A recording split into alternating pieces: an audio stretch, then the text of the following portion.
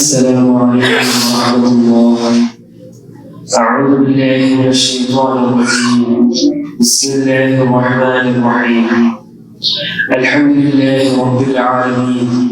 الصلاة والسلام على رسوله الأمين وعلى آله وصحبه أجمعين. أما بعد. رب اشرح لي صدري ويسر لي أمري واحلل عقدة من لساني يفقهوا قولي. أعوذ بالله من الشيطان الرجيم. بسم الله الرحمن الرحيم. ألف لام ميم. الله لا إله إلا هو الحي القيوم. ആദരണീയരായ രക്ഷിതാക്കളെ, സഹോദരീ സഹോദരന്മാരെ, ഈ റമദാൻ മാസം അതിന്റെ പകുതിയിലേക്ക് കടക്കുകയാണ്. നമ്മൾ ഈ മഹത്തായ മാസം കൃത്യമായി പ്രയോജനപ്പെടുത്തുന്നുണ്ടോ എന്ന് തിരിച്ചറിയേണ്ട സമയമാണ്. ഇനിയുള്ള ദിനങ്ങളിൽ കൃത്യതയോടെ അമലുകൾ ചെയ്യാൻ അല്ലാഹു സുബ്ഹാനഹു വ തആല തൗഫീഖ് ചെയ്യുമാറാകട്ടെ. ആമുഖമായി ഓതിയ ആയത്ത് വിശുദ്ധ ഖുർആനിലെ സൂറത്തുൽ ആല ഇംറാനിലെ 1-2 വചനങ്ങൾ. അല്ലാഹു സുബ്ഹാനഹു വ തആല പറയുകയാണ്, അലിഫ് ലാം മീം. അല്ലാഹു ലാ ഇലാഹ ഇല്ലാ ഹുവൽ ഹയ്യുൽ ഖയ്യൂം. അല്ലാഹു അവനല്ലാതെ ആരാധ്യനേയില്ല, അവൻ ജീവത്തായുള്ളവൻ, അതായത് സർവ്വനിയന്താവായുള്ളവനാണ്. ഈ ഒരു വചനത്തിലൂടെ അല്ലാഹു സുബ്ഹാനഹു വ തആല വിശദീകരിക്കുന്ന തൗഹീദിന്റെ മഹത്വം. തൗഹീദ് അല്ലാഹുവിന്റെ ഏകദൈവ വിശ്വാസം, അതാണ് ഇസ്ലാമിന്റെ അടിത്തറയാണ്. അല്ലാഹുവിനെ മാത്രമായി ആരാധിക്കുകയും അവനോട് സമർപ്പണമാവുകയും ചെയ്യുമ്പോൾ മാത്രമേ ഒരു മുസ്ലിം പൂർണ്ണ വിശ്വാസിയായി മാറുകയുള്ളൂ. ഇമാം ഇബ്നു തൈമിയ്യ റഹിമഹുല്ലാഹ് പറയുകയാണ്, ഹൃദയം ശരിയായ തൗഹീദിൽ ഉറച്ചു നിൽക്കുമ്പോൾ മനുഷ്യൻ മനസ്സമാധാനവും ദൈവകൃപയും അനുഭവപ്പെടും.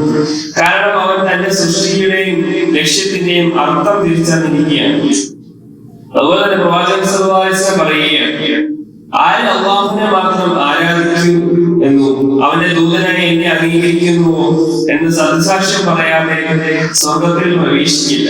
ഇത് നമ്മോട് വ്യക്തമാക്കുന്നത് ഇസ്ലാമിന്റെ അടിത്തറ തൗഹീദാണെന്നും അത് ശരിയായി മനസ്സിലാക്കുന്നതും ആജീവനങ്ങൾ പ്രാവർത്തികമാക്കുന്നതും മുക്തിയിലേക്ക് നയിക്കുന്ന ഏകമാർഗമാണെന്നും ഇമാം ഇബ്നുൽ ഖയ്യിം റഹിമഹുല്ലാഹ് ഈ വചനത്തിലെ വിശദീകരണത്തിൽ പറയുകയാണ്, ശുദ്ധമായ തൗഹീദ് ഉള്ളവന്റെ ഹൃദയം ഇല്ലായ്മയുടെയും ഭീതിയുടെയും ഇരുളിൽ നിന്ന് മുക്തിയാകും. കാരണം ശൈത്താന്റെ ഉന്മാദം തൗഹീദിൽ ഉറച്ചു നിൽക്കുന്ന ഹൃദയത്തെ കീഴടക്കാനാവില്ല. സാന്ദർഭികവശാൽ ഓർമ്മിക്കുകയാണ്, നമ്മൾ നോമ്പ് തുറക്കുന്ന സമയം മറ്റ് സംസാരങ്ങൾ ഒഴിവാക്കേണ്ടത്. കാരണം പ്രാർത്ഥനകൾ സ്വീകരിക്കപ്പെടുന്ന പ്രത്യേക സമയമാണ് നോമ്പ് തുറക്കുന്ന സമയം. കാരണം അസ്തമയത്തിന് മുൻപുള്ള സമയത്തുള്ള പ്രാർത്ഥനയ്ക്ക് വളരെ പ്രാധാന്യമുണ്ട്. അത് പ്രത്യേക സ്വീകരിക്കപ്പെടുന്ന സമയമാണ് പ്രാർത്ഥനകൾ. അതുകൊണ്ട് ആ സമയത്ത് പോലുള്ള പ്രാർത്ഥനകൾ നാം പതിവാക്കണമെന്ന് ഓർമ്മപ്പെടുത്തുകയാണ്. റസൂൽ സല്ലല്ലാഹു അലൈഹി വസല്ലമയുടെ ജീവിതത്തിൽ, അതായത് സീറത്തുൻ നബവിയ്യ, ആ ഒരു വിഷയത്തിന്റെ തുടർച്ചയെന്നോണം കഴിഞ്ഞ ക്ലാസ്സിൽ നമ്മൾ പറഞ്ഞുകൊണ്ടിരുന്നത് ആനക്കലഹ സംഭവമായിരുന്നു. ഈ ഒരു ക്ലാസ്സിൽ അതിനുശേഷം നടക്കുന്ന റസൂൽ സല്ലല്ലാഹു അലൈഹി വസല്ലമയുടെ അനുഗ്രഹീത ജനനത്തെ കുറിച്ചാണ് നമ്മൾ വിശദീകരിക്കുന്നത്. അപ്പൊ അതിലേക്ക് പ്രവേശിക്കുന്നതിന് മുമ്പ് എന്തുകൊണ്ടാണ് അല്ലാഹു സുബ്ഹാനഹു വ തആല ആ ഒരു പ്രദേശത്തെ അറേബ്യയെ അന്തിമ പ്രവാചകന് വേണ്ടി തിരഞ്ഞെടുക്കാൻ കാരണം? ഇപ്പൊ ലോകത്ത് ഭൗതികമായി ഉയർന്നു നിൽക്കുന്ന നിരവധി പ്രവിശ്യകൾ ആ കാലത്ത് ഉണ്ടായിരുന്നു, റോം, സിറിയ പോലുള്ള പ്രവിശ്യകൾ. അപ്പൊ അല്ലാഹു സുബ്ഹാനഹു വ തആല ലോകത്തെ ഏറ്റവും നല്ല മനുഷ്യന് വേണ്ടി തിരഞ്ഞെടുക്കുന്നത് അക്കാലത്തെ ലോകത്തെ ഏറ്റവും മോശം ജനതയാണ്. അതായത് മറ്റുള്ള ആളുകളാൽ എല്ലാം ചരിത്രത്തിൽ അവഗണിക്കപ്പെട്ടിരുന്ന ഒരു ഭൂമിയായിരുന്നു അറേബ്യ. ഒന്നാമതായിട്ട് ഇത് പറയാനുള്ള കാരണം അത് കീഴടക്കുന്നതിൽ യാതൊരു നേട്ടവും അവർ കണ്ടിരുന്നില്ല എന്നാണ്. ഇപ്പൊ രണ്ടാമതായിട്ട് പറയുന്നത് ഒരു നാഗരികത നിലവിലില്ലാത്തത് കൊണ്ട് തന്നെ പ്രവാചകൻ സല്ലല്ലാഹു അലൈഹി വസല്ലം കൊണ്ടുവന്ന ഇസ്ലാമിന്റെ ആശയങ്ങൾ വളരെ എളുപ്പത്തിൽ അവരുടെ മേൽ ഇംപ്ലിമെന്റ് ചെയ്യാൻ സാധിച്ചു. മൂന്നാമതായി വിശദീകരണം നൽകുന്നത് പ്രപഞ്ചനാഥനായ അല്ലാഹു സുബ്ഹാനഹു വ തആലയെ ലോകത്ത് ആരാധിക്കാൻ വേണ്ടി നിർമ്മിക്കപ്പെട്ട ആദ്യ ഭവനം കഅബയിലെ അതേ പ്രദേശത്ത് നിന്ന് ലോകത്ത് മുഴുവനായിട്ട് മനുഷ്യർക്ക് അയക്കപ്പെട്ട അന്തിമ പ്രവാചകൻ അതേ പ്രദേശം തന്നെ അല്ലാഹു സുബ്ഹാനഹു വ തആല തിരഞ്ഞെടുക്കുകയാണ് ഉണ്ടായത്. അടുത്തതായി പണ്ഡിതന്മാർ സൂചിപ്പിക്കുന്നത് അറബിയ ജനതയുടെ ധീരതയാണ്. വളരെയധികം ബ്രേവറി ഉണ്ടായിരുന്ന ജനതയാണ് അറബികൾ. അതുപോലെ തന്നെ വളരെ സത്യസന്ധനായിരുന്നു. അപ്പൊ ചെയ്യുന്ന കാര്യത്തിൽ വളരെയധികം സത്യസന്ധത അവർ കാണിച്ചിരുന്നു എന്നും പറയുന്നു. അതുപോലെ തന്നെ അക്കാലഘട്ടത്തിൽ ഭാഷ എന്ന നിലയ്ക്ക് പൂർണ്ണത പ്രാപിച്ച ഏക ഭാഷ അറബിയായിരുന്നു. സെമറ്റിക് ലാംഗ്വേജുകളിൽ ഏറ്റവും മനോഹരവും അതേ രൂപത്തിൽ ഇന്ന് നിലനിൽക്കുന്നതുമായ ഒരു ഭാഷ അറബി ഭാഷ മാത്രമാണ്. അപ്പൊ ഇതിനൊരു പ്രത്യേകത, അറബി ഭാഷയുടെ പ്രത്യേകതയായിട്ട് പറയുന്നത്, ഒരു മൂലപദത്തിൽ നിന്ന് നൂറുകണക്കിന് പദങ്ങൾ ഉണ്ടാക്കാൻ കഴിയും അറബിയിൽ. അപ്പം ഏറ്റവും കൂടുതൽ പദസമ്പത്തുള്ള ഭാഷയും അറബിയാണ്. ഉദാഹരണമായിട്ട് പറയാൻ സാധിക്കുന്നത്, ഒരു ഒട്ടകത്തിന് അതിന് തന്നെ നൂറുകണക്കിന് പദങ്ങൾ ഉണ്ടായിരുന്നു അറബി. അതുപോലെ തന്നെ തേനിന് 80ഓളം, വാളുകൾക്ക് 60ഓളം പദങ്ങളും അറബി നമുക്ക് കാണാൻ സാധിക്കും. അപ്പം അസാധ്യമായ ഓർമ്മശേഷി ഉള്ളവർക്ക് മാത്രമേ ഇതെല്ലാം മനഃപ്പാടമാക്കാൻ കഴിയും. കാരണം അറബികൾ എന്നത് അവർക്ക് എഴുതുമായിരുന്നു വലിയ പരിചിതമല്ലായിരുന്നു. അതുകൊണ്ട് തന്നെ അവർ കൂടുതലായും ഓർമ്മയിൽ സൂക്ഷിക്കാറായിരുന്നു പതിവ്. പ്രവാചകൻ സല്ലല്ലാഹു അലൈഹി വസല്ലം സ്വന്തം നിയോഗത്തെ കുറിച്ച് പറഞ്ഞത് ഇങ്ങനെയാണ്: അന ദഅവതു അബി ഇബ്രാഹിം വ ബിശറതു അഖി ഈസ ഇബ്നു മറിയം. അതായത് ഞാൻ എന്റെ പിതാവ് ഇബ്രാഹിം നബി അലൈഹി ഇസ്ലാമിയുടെ പ്രാർത്ഥനയുടെ ഫലമാണ്, അതുപോലെ തന്നെ എന്റെ സഹോദരൻ ഈസാ നബി അലൈഹി ഇസ്ലാമിയുടെ സന്തോഷ വാർത്തയുമാണ്. അപ്പൊ ഇബ്രാഹിം നബി അലൈഹി ഇസ്ലാമിന്റെ പ്രാർത്ഥന ഏതാണെന്ന് കഴിഞ്ഞ ക്ലാസ്സിൽ നമ്മൾ സൂചിപ്പിച്ചതാണ്. സൂറത്തുൽ ബഖറയിൽ 129-ാമത്തെ വചനത്തിലുണ്ട്. അങ്ങനെ ആനക്കലഹത്തിന് 50-55 ദിവസത്തിന് ശേഷമാണ് പ്രവാചകൻ സല്ലല്ലാഹു അലൈഹി വസല്ലം ജനിക്കുന്നത്. അങ്ങനെ ആ ജാഹിലിയത്തിന്റെ അന്ധകാരത്തെ തുടച്ചു നീക്കിക്കൊണ്ട് ലോകത്തിന് വെളിച്ചമായിട്ട് സിറാജുൽ മുനീറയായിട്ട് റസൂൽ കരീം സല്ലല്ലാഹു അലൈഹി വസല്ലം അറബിയിൽ പിറന്നു വീഴുകയാണ്. അപ്പൊ ആ ഒരു ജനനവുമായി ബന്ധപ്പെട്ട നിരവധി അത്ഭുത സംഭവങ്ങൾ ചരിത്രത്തിൽ അരങ്ങേറിയത് നമുക്ക് കാണാൻ സാധിക്കും. അപ്പൊ പലതും നമുക്ക് കാണാൻ സാധിക്കും. ചരിത്ര പണ്ഡിതന്മാർ പലതും റിപ്പോർട്ട് ചെയ്യാൻ കാണാൻ സാധിക്കും. ഒന്ന് രണ്ടെണ്ണം നമ്മൾ സൂചിപ്പിക്കുകയാണ്. ഒന്നാമതായി പറയപ്പെടുന്നത് കിസ്റയുടെ കൊട്ടാരം തകർന്നു വീണു. റസൂൽ കരീം സല്ലല്ലാഹു അലൈഹി വസല്ലമയുടെ ജനനസമയത്ത് കിസ്റയുടെ കൊട്ടാരം തകർന്നു വീണതായി പറയുന്നു. അതുപോലെ തന്നെ മജൂസികളുടെ തീ, അവരെ അണയാതെ കാത്തു സൂക്ഷിച്ച ആ തീ അണഞ്ഞു എന്ന് നമുക്ക് ചരിത്ര ഗ്രന്ഥങ്ങളിൽ കാണാൻ സാധിക്കും.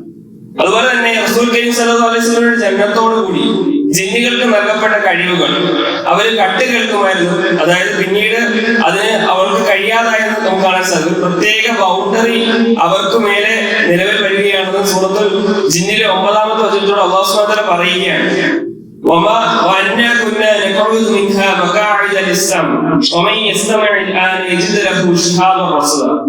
നാം അതിൽ ആകാശത്തിൽ നിന്ന് ചില ഇരിപ്പിടങ്ങളിൽ കേൾക്കുവാൻ വേണ്ടി ഇരിക്കാറുണ്ടായിരുന്നു. എന്നാൽ ഇപ്പോൾ ആരെങ്കിലും ചെവി കൊടുക്കുന്നു, അത് കേൾക്കാൻ ശ്രമിക്കുന്നതായാൽ അവനെ വീക്ഷിച്ചു കൊണ്ടിരിക്കുന്ന ഒരു തീജ്വാലയെ അവൻ കണ്ടെത്തുന്നതാണെന്നും പ്രസ്താവിച്ചായി ജിന്നുകൾ പറയുന്നതായിട്ട് രംഗം അല്ലാഹു സുബ്ഹാനഹു വ തആല ഖുർആനിൽ വിവരിക്കുകയാണ്. അപ്പം ഈ ഒരു സംഭവം പ്രവാചകൻ സല്ലല്ലാഹു അലൈഹി വസല്ലമയുടെ ജനനത്തോടെയാണെന്ന് ഒരു പക്ഷം പണ്ഡിതന്മാർ പറയുന്നു. മറ്റൊരു പക്ഷം പണ്ഡിതന്മാർ പറയുന്നത് ഖുർആന്റെ അവതരണത്തോടു കൂടിയാണ് ഇത് നിലവിൽ വന്നതെന്നും പറയപ്പെടുന്നു. അതുപോലെ തന്നെ ഇബ്നു കസീർ റഹ്മത്തുള്ളാഹിയുടെ ചരിത്ര ഗ്രന്ഥമായ അൽ ബിദായ വൻ നിഹായയിൽ 4ഓളം പ്രസ്താവനകൾ നമുക്ക് കാണാൻ സാധിക്കും, അസറുകൾ കാണാൻ സാധിക്കും. അതായത് 4 സന്ദർഭങ്ങളിൽ ഇബ്ലീസ് കരഞ്ഞതായിട്ട്. ഒന്നാമതായി പറയുന്നത് അല്ലാഹു സുബ്ഹാനഹു വ തആല ഇബ്ലീസിനെ ശപിച്ച ദിവസം ഇബ്ലീസ് കരഞ്ഞതായി പറയുന്നു.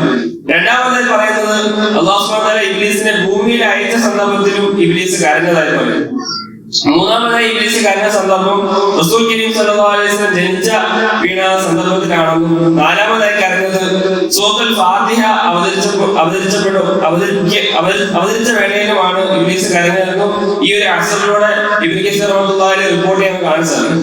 അപ്പൊ എന്നാണ് റസൂൽ കരീം സല്ലല്ലാഹു അലൈഹി വസല്ലം ജനിച്ചത്? അപ്പൊ ജനിച്ച വർഷത്തിൽ യാതൊരു അഭിപ്രായ വ്യത്യാസം നമുക്ക് കാണാൻ സാധിക്കില്ല. അതായത് ആനക്കലഹ വർഷത്തിലാണ് റസൂൽ കരീം സല്ലല്ലാഹു അലൈഹി വസല്ലം ജനിച്ചത്, ആമുൽ ഫീൽ. അപ്പൊ വർഷത്തിന്റെ കാര്യത്തിൽ പണ്ഡിതന്മാർക്കിടയിൽ യാതൊരു രീതിയിലും തർക്കവുമില്ല. മാസത്തിന്റെ കാര്യത്തിലും തർക്കമില്ല. അതായത് ഭൂരിപക്ഷം പണ്ഡിതന്മാരും റബീഉൽ അവ്വൽ മാസത്തിലാണ് റസൂൽ കരീം സല്ലല്ലാഹു അലൈഹി വസല്ലം ജനിച്ചതെന്നാണ് റിപ്പോർട്ട് ചെയ്തിരിക്കുന്നത്. ചില ഒറ്റപ്പെട്ട അഭിപ്രായങ്ങൾ മാത്രം കാണാൻ സാധിക്കും. റസൂൽ കരീം സല്ലല്ലാഹു അലൈഹി വസല്ലം റമദാൻ മാസത്തിലാണ് ജനിച്ചതെന്നും പരാമർശിക്കുന്നു. എങ്കിലും ഭൂരിപക്ഷവും ഓർപ്പിക്കുന്നത് റബീഉൽ അവ്വൽ മാസത്തിൽ എന്നാണ്. അപ്പോൾ വർഷം ആമുൽ ഫീൽ, മാസം റബീഉൽ അവ്വൽ. ഇപ്പൊ ദിവസത്തിന്റെ കാര്യത്തിലും സംശയമില്ല.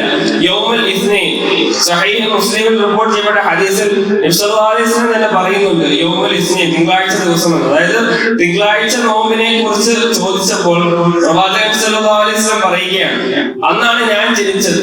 അന്നാണ് എന്നെ പ്രവാചകനായിട്ട് നിയോഗിക്കപ്പെട്ടതും അതുപോലെ തന്നെ പരിശുദ്ധ ഖുർആൻ എനിക്ക് നൽകപ്പെട്ടതും അന്നാണ്. അപ്പം ജനിച്ച ദിവസത്തിന്റെ കാര്യത്തിലും ഒരു രീതിയിലുള്ള തർക്കമില്ല. അതുപോലെ തന്നെ വർഷം ആമുൽ ഫീലാണ്, മാസം റബീഉൽ അവ്വലുമാണ്. അപ്പം ഡേറ്റിന്റെ കാര്യത്തിലാണ് നിരവധി പണ്ഡിതന്മാർക്കിടയിൽ അഭിപ്രായ വ്യത്യാസമുള്ളത്. ഇബ്നു ഇസ്ഹാഖ് അദ്ദേഹത്തിന്റെ സീറയിൽ കുറിച്ചിരിക്കുന്നത് റബീഉൽ അവ്വൽ 12 എന്നാണ്. അതുപോലെ ഇബ്നു കസീർ റഹ്മത്തുള്ളാഹി അലൈഹി അദ്ദേഹത്തിന്റെ അൽ ബിദായ വൻ നിഹായ എന്ന ചരിത്ര ഗ്രന്ഥത്തിൽ സൂചിപ്പിക്കുന്നത് പല പണ്ഡിതന്മാരുടെ അഭിപ്രായങ്ങൾ സൂചിപ്പിക്കുന്നത് റബീഉൽ അവ്വൽ 2 എന്നും അതുപോലെ റബീഉൽ അവ്വൽ 8 എന്ന് ഇമാം മാലിക് ബിൻ അനസ് റഹിമഹുല്ലാഹി, അതുപോലെ തന്നെ റബീഉൽ അവ്വൽ 10 എന്ന് ഇമാം ശഅബിയും, അതുപോലെ തന്നെ ഇബ്നു സഅദിന്റെ തബഖാത്തിൽ അദ്ദേഹം റബീഉൽ അവ്വൽ 2 എന്നും റബീഉൽ അവ്വൽ 10 എന്നും സൂചിപ്പിക്കുന്നു. അപ്പോൾ പണ്ഡിതന്മാർക്കിടയിൽ ഇങ്ങനെ അഭിപ്രായ വ്യത്യാസമുള്ളത് ഡേറ്റിന്റെ കാര്യത്തിൽ മാത്രമാണ്.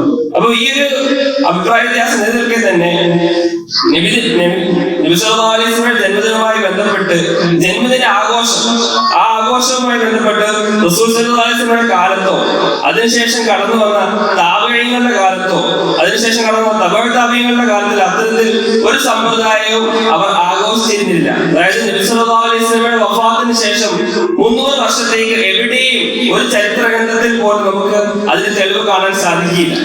അപ്പൊ ഇതിന്റെ ഉത്ഭവം എന്ന് പറയുന്നത് ഷിയ ഭരണകൂടം നബി സല്ലല്ലാഹു അലൈഹി വസല്ലമയുടെ വഫാത്തിന് ശേഷം 300 വർഷങ്ങൾക്ക് ശേഷം ഈജിപ്തിൽ ഉണ്ടായിരുന്ന ഫാത്തിമ ഖലീഫേസ് ആണ് ആദ്യമായിട്ട് അത്തരത്തിലൊരു സമ്പ്രദായം ആചരിക്കുന്നത്. അതായത് അതിനുശേഷം 250 വർഷത്തോളം കാലം ഫാത്തിമ ഖലീഫേസ് ഈജിപ്ത് ഭരിക്കുകയുണ്ടായി. പിന്നീട് സലാഹുദ്ദീൻ അയ്യൂബി റഹിമഹുല്ലാഹിന്റെ നേതൃത്വത്തിൽ അവരെ അവിടെ നിന്ന് തുടച്ചു നീക്കുകയാണ് ഉണ്ടായത്. ഇപ്പൊ ഷിയാക്കൾ ഇങ്ങനെ നിരവധി ജന്മദിനം ആഘോഷിക്കുന്നുണ്ട്. അതായത് അലി ഇബ്നു അബീ ത്വാലിബ് റളിയല്ലാഹു അൻഹു, അതുപോലെ തന്നെ ഹസൻ ഹുസൈൻ റളിയല്ലാഹു അൻഹു, ഫാത്തിമ റളിയല്ലാഹു അൻഹ, അതുപോലെ തന്നെ ആശൂറ ദിനം, ഇങ്ങനെ പല ആഘോഷങ്ങൾക്ക് കൂടെ അവർ നബി സല്ലല്ലാഹു അലൈഹി വസല്ലമയുടെ ജന്മദിനം കൂടെ ആഘോഷിക്കുകയായിരുന്നു. അപ്പൊ അവരെ ആഘോഷിക്കുന്നത് റബീഉൽ അവ്വൽ 17 നമുക്ക് കാണാൻ സാധിക്കും. അപ്പം ഇതിന് ഇസ്ലാമിൽ യാതൊരു രീതിയിലും ഒരു അടിസ്ഥാനമില്ലാത്ത കാര്യമാണ്. ഇൻഷാ അല്ലാഹ് ഇതിന്റെ ബാക്കി ഭാഗം അടുത്ത ക്ലാസ്സിൽ നമുക്ക് പഠിക്കാം. അപ്പൊ പള്ളികൾ ഒരു സാന്ദർഭികവശാൽ സൂചിപ്പിക്കാൻ, പള്ളികൾ അള്ളാഹുവിന്റെ ഭവനമാണ്.